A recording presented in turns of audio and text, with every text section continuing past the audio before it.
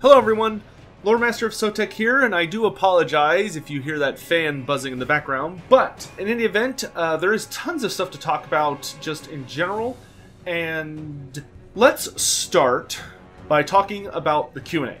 So, this may not have been well known, but Creative Assembly actually runs their own Discord community now. I have not personally joined it because I have my hands full enough running my own, which, by the way, if you want, you can always come join. There are links down in the description. But in any event, they did a Q&A session on theirs, which I think, to my knowledge, this is the first time, at least in a long time, that Creative Assembly has done a Q&A with the general public. Obviously, they've done Q&As with people like myself, you know, media-type people or content creators for quite a long time. In fact, we actually did a Total War Warhammer 3 Q&A not that long ago. But now they actually did one on their Discord and allowed the community to ask questions to the devs.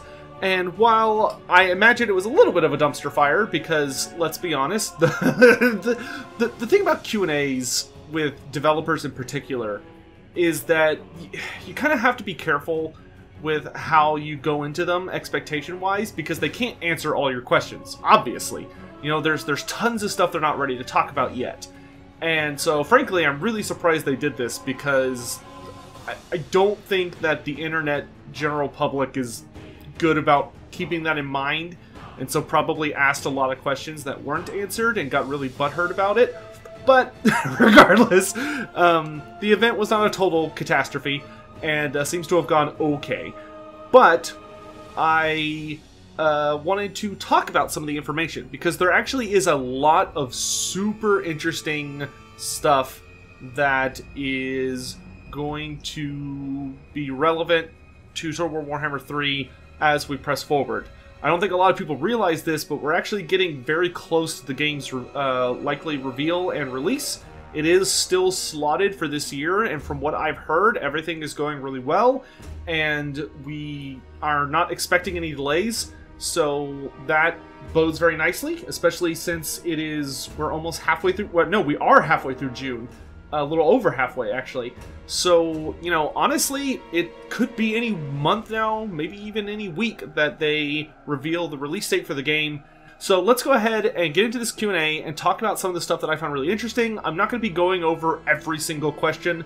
I'm just going to be going over the questions that I found particularly interesting. So if you want to know every question, every answer, I believe you can go join their Discord channel, and I'm sure they have it up. But I will also link a Reddit post that has a lot of the questions. It does, like I said, it doesn't have all of them, but it does have a lot of them. And you can always check that out. So, without further ado, let's go ahead and talk about some of the things that came up. So the first thing that was asked is, in the Skulls for the Skull Throne event, there was a screenshot that showed off the Minotaurs, or Khorne bulls, but there was also a human hero.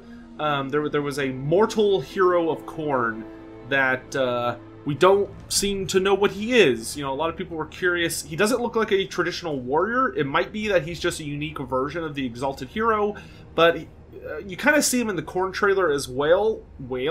Well, he's the guy that is, he's riding a steed, and he doesn't seem to be wearing much in the way of armor, but a lot of people have been speculating if this is a new type of hero, not just a Khornate Exalted Hero. And so one of the questions just flat out asked if he is a Slaughter Priest. So for those unaware, the Slaughter Priest is one of the new characters that was introduced in Age of Sigmar.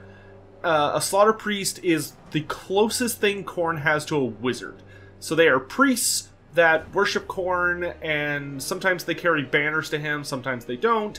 And generally their job is to perform rituals or rites that will summon Khorne's power into the world. But they are an Age of Sigmar thing, so I did not at all think they were going to be brought into the game. I don't think anything from Age of Sigmar is going to be brought over to fantasy as far as like a direct one-to-one rip. Like, if it's something that could really easily exist in fantasy and have its own unique name, I could kind of see it being hand-waved a bit. but I don't think they're going to add legit new units, which is what the Slaughter Priest would have been. The concept of something like a Slaughter Priest doesn't really exist in Warhammer. You would almost never see priests of a god. You know, the best case scenario, you would see a cultist maybe, like the cults that live within the cities, but they were generally not battlefield types. They were more like corruptive individuals. But that's particularly interesting, and I'm looking forward to learning more about that particular hero. Then we did get a little bit of an update about the Collector's Edition, which is simply that we're going to have to keep an ear out for it. There's no confirmation on when the Collector's Edition will be announced. I am probably going to make a standalone video about that pretty soon, because I'm getting really worried that it hasn't been announced yet. Because I need it. I just need it. I've got this beautiful setup on my collection shelf where I've got the Warhammer 1 and Warhammer 2 next to each other. There's a perfect spot already for 3, and I need it. But in any event, one of the big questions is, will the Chaos faction, so the God factions, be able to recruit any of the Legendary Lords from the Warriors of Chaos DLC? So basically what they're asking is, can Khorne, Nurgle, Tzeentch, or Slaanesh recruit either Sigvald, Kholek Suneater, or Archaon? And the response simply is that at Warhammer 3's release, the answer is no. But they do specify that not at Warhammer 3's release. What I interpret this to mean from Duck, and obviously we'll be talking about this going forward, for those unaware who maybe weren't here when Total War Warhammer 2 was released, the merging of the games into the Super Game will not happen at launch. That's not how they handle it. Generally, it'll probably be somewhere in like 2 to 6 months after Total War Warhammer 3 comes out. Like, there's a good chance we may get a DLC for Total War Warhammer 3 before they fuse the games together. And that's simply because they want to focus on developing Total War Warhammer 3, getting it all finished and polished and make it all nice and pretty, release it, make sure it doesn't have any major issues, fix any, you know, bugs that become apparent once you have tens of thousands, if not hundreds of thousands of people playing it. And then after that, you can then focus on combining the games, which is of course going to have its own unique issues and things that need to be taken care of. Like, they're going to have to update all the magic systems for all of the Warhammer 2 and Warhammer 1 races, which that's going to take forever. Like, there's going to be a lot to do. So the way I interpret this is that no, they will not be available at launch, but I still think and dearly hope that they will move Sigvald over to Slaanesh for Total War Warhammer 3. At least if they're intending to go that route with the Mortal Champions. It could be that they decide maybe to keep Sigvald exclusive to the Warriors of Chaos, and if they bring out characters like Valkia or whatever, make them in the Warriors of Chaos roster, not the Monogod roster, but then maybe they give them access to unique units. I don't know exactly how they're going to do it, but that'll be a video in and of itself. Let's carry on. Another question, which I'm surprised, honestly, this got...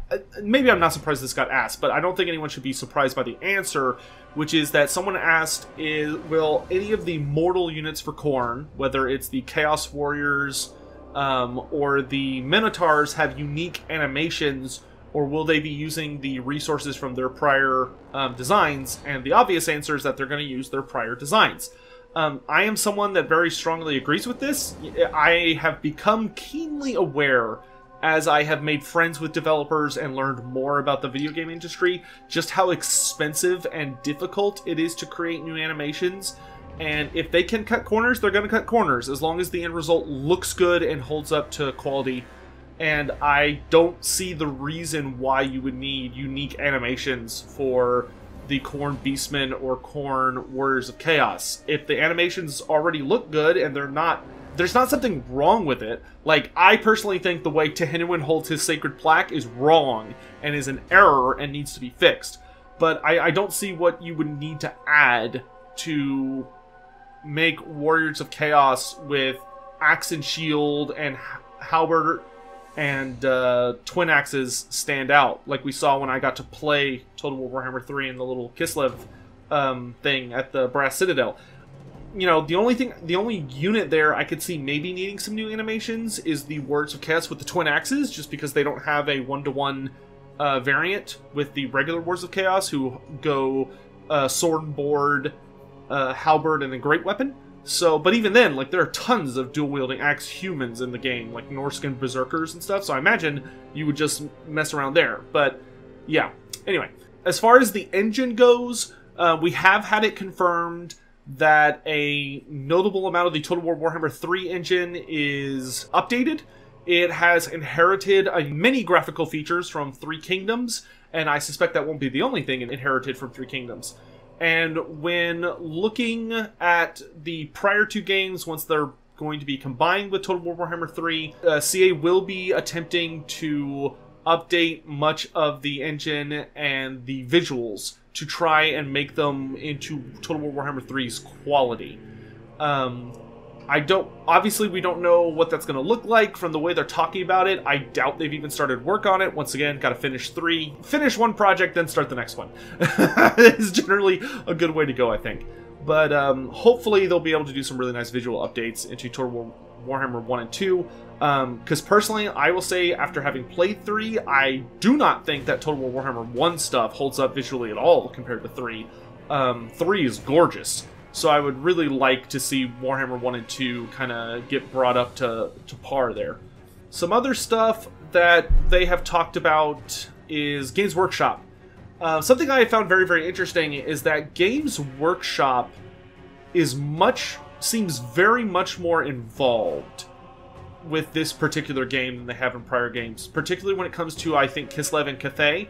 Obviously, we've only seen it with Kislev, but Kislev's roster has changed substantially. There are significantly more bears than there used to be, and there are significantly less alternative mounts. If you go back into Kislev's design, there was a little bit more of like elks and reindeer, and there's something called the Indrika, which I'll be talking about in the Kislev roster, that seem to have pretty much been replaced universally with bears. And there are good and bad things about that. Once again, I'll save that for that particular video, but this does seem to be more due to Games Workshop's involvement as opposed to CA's pure decision-making. It looks like CA really wanted to not go as heavy on the bears, but there is a specific quote here where the question is, why are there bears pulling sleds instead of the Oblast Elks from the Kislevite lore? And the answer is literally that Games Workshop put their foot in the door. Games Workshop directly stepped in and talked about the designs and the functionality of the sleds, and it seems that with the redesign of the lore of Kislev, Games Workshop is pushing very, very heavily for just the massive amount of bears, which, depending on how you feel about it, is a good or a bad thing. We will save that for another discussion another time. We do get some confirmation about Khorne's battle mechanic, which I think is really, really interesting. So when I say battle mechanic, I mean in a battle, not on the campaign map. So like the Greenskins' Wa, or the Dark Elves' meter, the Murderous Prowess meter, or the Tomb King's healing system, the Realm of Souls. So Khorne actually does have a unique battle mechanic, which is that Khorne has a battle resource, so likely a meter that fills up, similar to the Greenskins' Wa meter, and it's based on kills rather than fighting. So it's going to be, it sounds like it's going to be very similar to the Dark Elves' Murderous Prowess, but where the Murderous Prowess is triggered by anybody dying, it sounds like Khorne's is going to be purely triggered by Khorne units killing things in battle.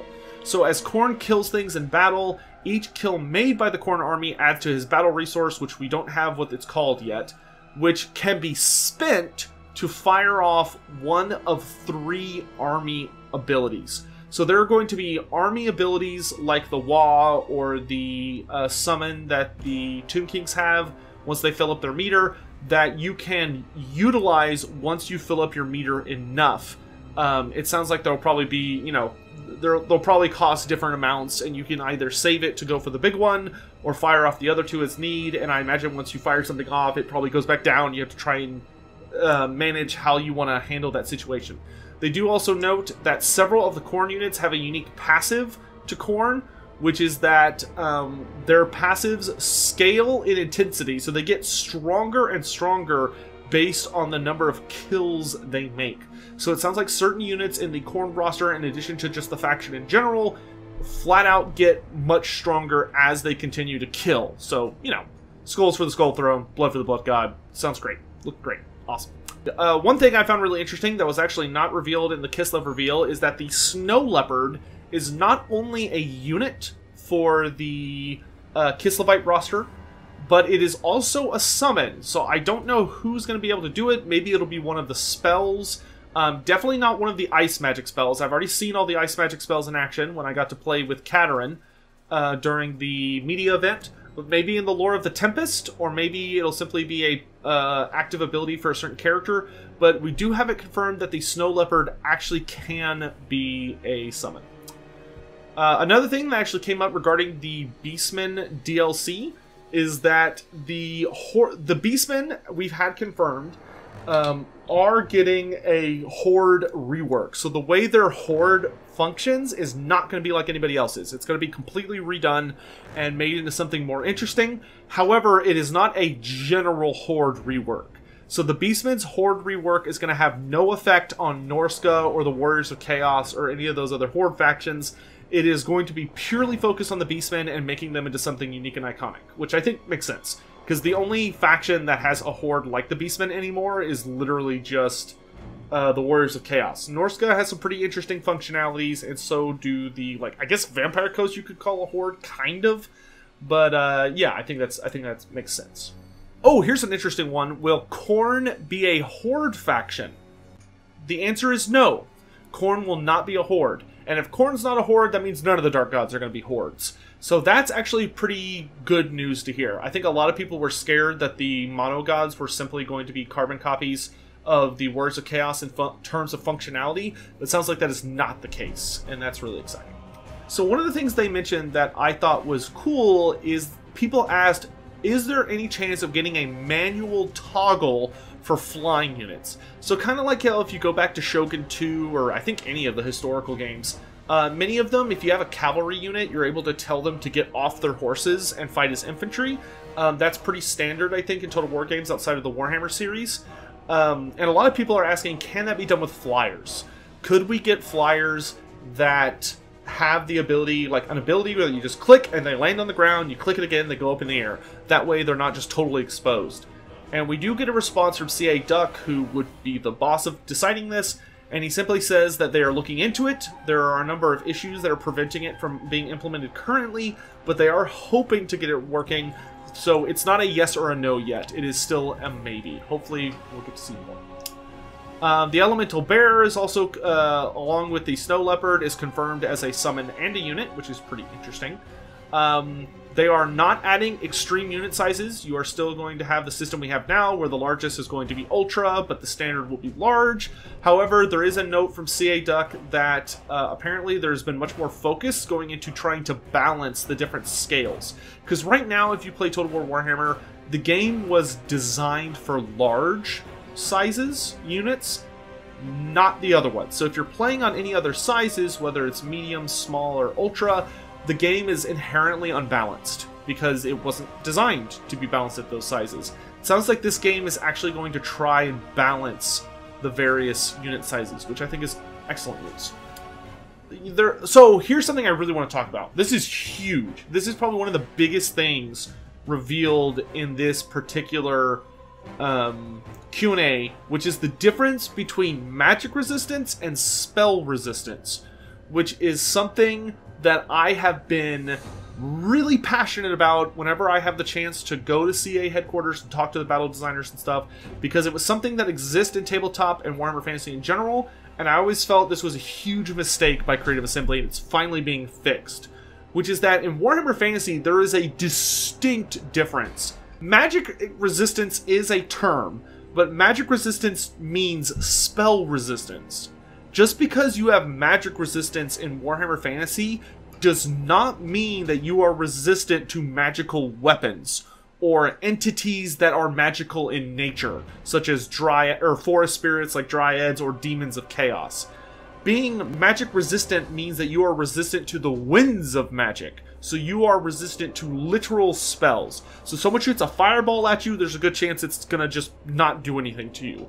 However, if a tree man walks up and stomps on you, you're still dead. Like, if a demon shanks you with a magical blade, you're still dead.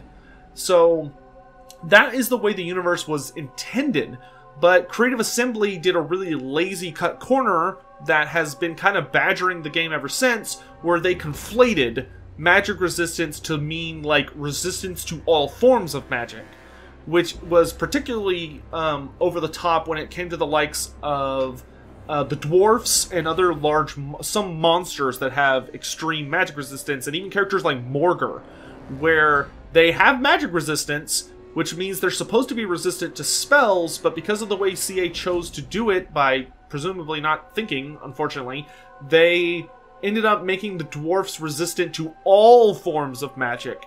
So if you are playing as a faction that has entities that have magical damage, like you're playing Wood Elves, and you have magical arrows or forest spirits, the dwarfs just innately had massive resistance against it, even though that was not the spirit of the rule and wasn't what the rule meant either. And it was like a huge misstep and has caused a lot of balance issues, I think, in the game ever since. Okay, so magic resistance has been changed into spell resistance. So it doesn't sound like there's going to actually be any magic resist. It's just going to be spell resistance. Which I still think is a great decision. I think that's a great decision. I think in Warhammer Fantasy, at least in 8th edition, I can think of one thing in the entire game that had genuine magic resistance.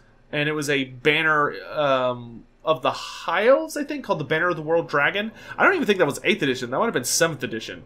But there used to be a banner that could give you a ward save against all forms of magical attacks, including magic weapons and magical attacks, and it was obscenely expensive because you could literally walk into a game against a Demons of Chaos player and be like, haha, my unit's invincible. So I'm really, really glad they're fixing this issue, especially for the demons, because if magic resistance simply meant you were resistant to all forms of magic, including demons, then the demons were going to be kind of garbage. So I'm really glad that they have finally gotten around to fixing this basic issue. And the reason that we do get some kind of clarifications on it from CA Duck, and he just talked about how the demons of Khorne do have lots of spell resistance. We do get some interesting things about some magic items. For instance, they talk about how Katarin has 2 magic items going into the game. She has Frostfang, which is her legendary blade, and the Crystal Cloak, which is her defensive item. They note that the Frostfang gives her a bound ice explosion that you can see me use when I got to play Total Warhammer 3 for a little bit. And the Crystal Cloak grants her a ward save whenever she casts. I believe she had both of these items equipped for the media event. They talk a bit about Kostaltyn. His magic item is the Brazier Mace of Urson, which increases his weapon strength whenever he goes under 50% health. So Kostaltyn, from what I have heard and read about him, really seems to be designed as a character who is designed to be at half health. Like, you want him to take a lot of damage and get to half health, where he really becomes a powerhouse. And then for Skarbrand, they actually do reveal that Skarbrand does have his twin axes, Slaughter and Carnage, which simply increase his weapon strength with each kill. Good God, that sounds like it could get really obscene if you don't deal with him quickly enough. I'm really looking forward to seeing Skarbrand in action. They do note that Skarbrand does have his Rampage aura from tabletop, though it is an active ability, not a passive, at least at this point in design. Obviously, everything's subject to change until release. So currently Skarbrand does have an active aura he could pop that apparently causes everyone around him to rampage, which could be very, very good in multiplayer especially. We do get another interesting question here, which is basically that someone asks, what Warhammer 1 and 2 races do they think, CA, it still needs some large adjustments, in the sense that, you know, they aren't ready for Warhammer 3.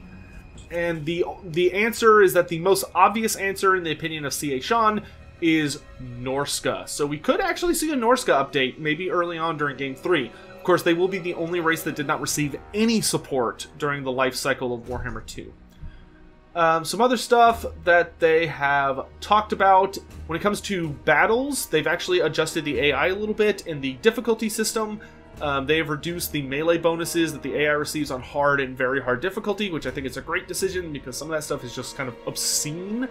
And I think it's pretty much everything I want to talk about. So I am very much looking forward to this game. I'm very excited. Honestly, the more information we get, the more happy I am. There are a couple of things I'm a little worried about when it comes to the Kostaltyn roster, but like I said, I'm going to leave that to its own video. This video is already at 30 minutes long, and I was kind of just like having to read through a bunch of text.